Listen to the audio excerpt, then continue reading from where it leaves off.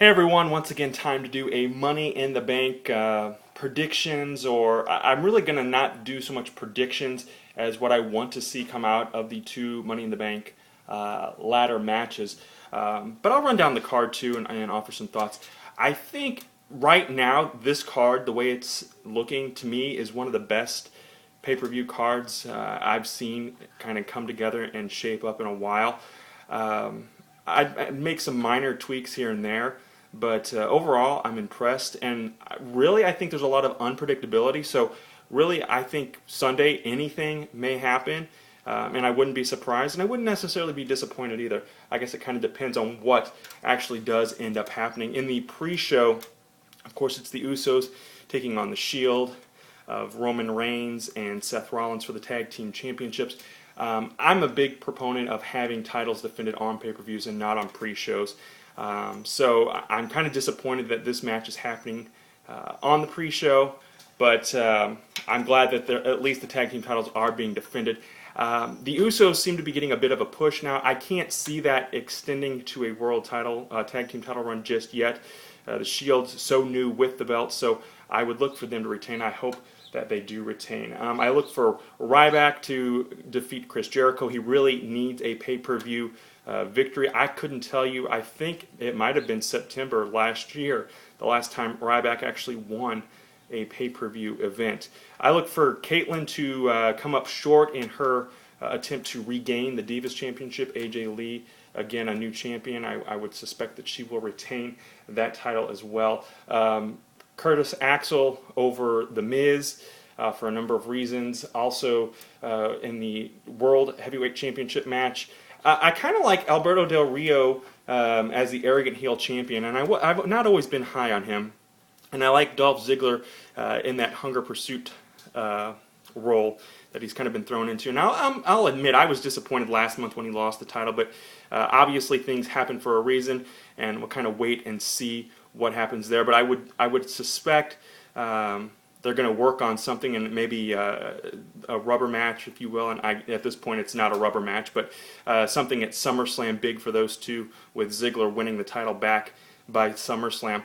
And I look for John Cena to defeat Mark Henry as well, or at least retain the championship, and perhaps lead us into some sort of maybe triple threat match at SummerSlam with Ryback thrown into the mix on that one as well. Now, when it comes to the two ladder matches, and I recently did a video where I kind of bashed the whole, I really didn't bash it, but I wasn't as high on the All-Stars match as I probably should have been, and now that time has kind of developed this match, I am looking forward to it. I do still think that the Money in the Bank concept doesn't need to be its own pay-per-view. I wish that they were still doing it at WrestleMania, where they were giving some guys who don't necessarily get that opportunity a chance to shine on the big stage of WrestleMania. But I think they're kind of doing that with the World Heavyweight Money in the Bank title opportunity, because really, other than Jack Swagger, none of those guys have been the heavyweight or WWE champions. So I'm looking for that match to be really off the charts in terms of the potential for a star to be born, a star to develop. And the other interesting aspect is that as of right now, it's all heels in this matchup. So that throws in another interesting dynamic. I do look for Cody Rhodes to perhaps turn face by the time the night is over. And picking a winner in that one, I wouldn't be disappointed with any of those guys winning the ladder match. My personal choices would be either Antonio Cesaro, Dean Ambrose, or Cody Rhodes. Any one of those three would be my top picks to walk out of there with the briefcase. Now, moving on to the All-Stars match again, and I bashed it in the past, and now I'm looking more forward to it, as I mentioned. I haven't read or seen SmackDown or seen any spoilers for it, so I don't know if Kane is officially out. I'm assuming he's going to be out due to the attack by the Wyatt family on Raw.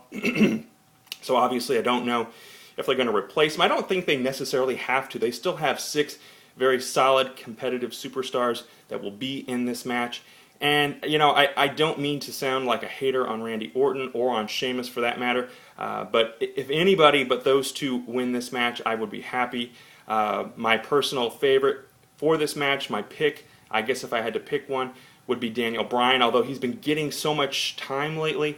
I don't know if it's kind of going to be a swerve and fans are going to end up being disappointed. The returning RVD, I'm still not 100% sure how I feel about that because I don't know how long he's back and how much time he's going to be spending with the company.